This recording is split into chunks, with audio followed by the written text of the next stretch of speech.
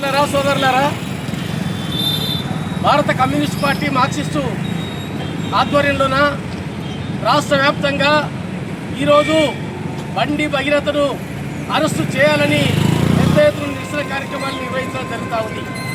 మొత్తం రాష్ట్ర వ్యాప్తంగా అనేక ప్రజా సంఘాలు, మహిళా సంఘాలు పెద్ద ఎత్తున నిరసన కార్యక్రమాలు నిర్వహించినా ఇప్పటి వరకు ప్రభుత్వంలో చలనం లేదు. వాస్తవంగా బండి భగీరథ అనే ఒక రౌడీ, వాస్తవంగా బండి సంజయ్ కుమారుడు, వాస్తవంగా ఏంటంటే హోంశాఖ సహాయ మంత్రికి తగడు. ఆయన వెంటనే రాజీనామా చేయాలి.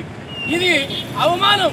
అసలు ఒక హోంశాఖ సహాయ మంత్రి కుమారుడే రౌడీ లేక వ్యవహరిస్తూ, వీధి రౌడీ లేక వ్యవహరిస్తూ, కాలేజీల్లోన ర్యాగింగ్ చేస్తూ రౌడీ లేక కొట్టడము, ఇదంతా కూడా సోషల్ మీడియాలో హల్చలవుతున్న పరిస్థితి ఉంది. కాబట్టి ఈ బండి భగీరథను తక్షణమే అరెస్ట్ చేయాలి.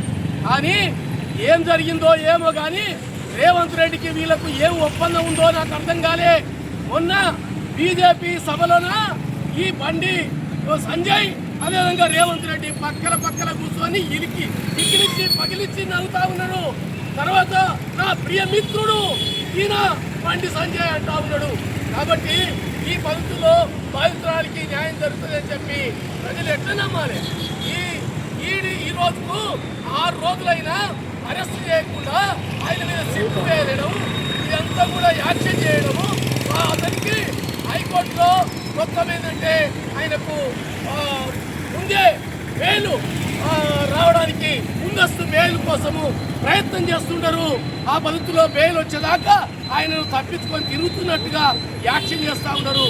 కాబట్టి ఈ బీజేపీలో ఈ నరేంద్ర మోడీ వచ్చిన రోజే ఈ సంఘటన బయటపడ్డా కూడా ఆయన చాలా హుందాగా వ్యవహరించిన పరిస్థితి ఉంది. కాబట్టి బీజేపీ యొక్క నిజ స్వరూపము ఇదే పద్ధతిలో ఉంది. అనేక మంది బేటీ బచావో అంటున్నారు, కానీ బేటీ బచావో కాదు, బేటాలు వేసుకోండి, అత్యాచారాలు చేయండి అనే పద్ధతిలో ఉంది.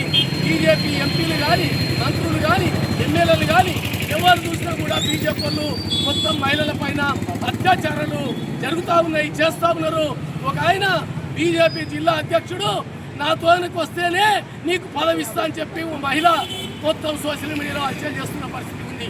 కాబట్టి ఈరోజు బండి భగీరథను అరెస్టు చేయకుండా ఆయనను ఆచరణ చేయడం అంటే పోలీసులకు దొరకక కాదు, పోలీసు వాళ్ళు ఆయనను కాపాడడానికి ప్రయత్నం చేస్తూ ఉన్నారు.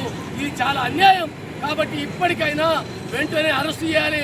ముందస్తు బెయిల్ వచ్చేదాకా ఆగడం అంటే ఈ ప్రభుత్వం కూడా అమ్ముడు అయినట్లు బీజేపీకి, అది మనం అర్థం చేసుకోవాల్సిన అవసరం ఉంది అని చెప్పి తెలియజేస్తూ ముగిస్తున్నాం.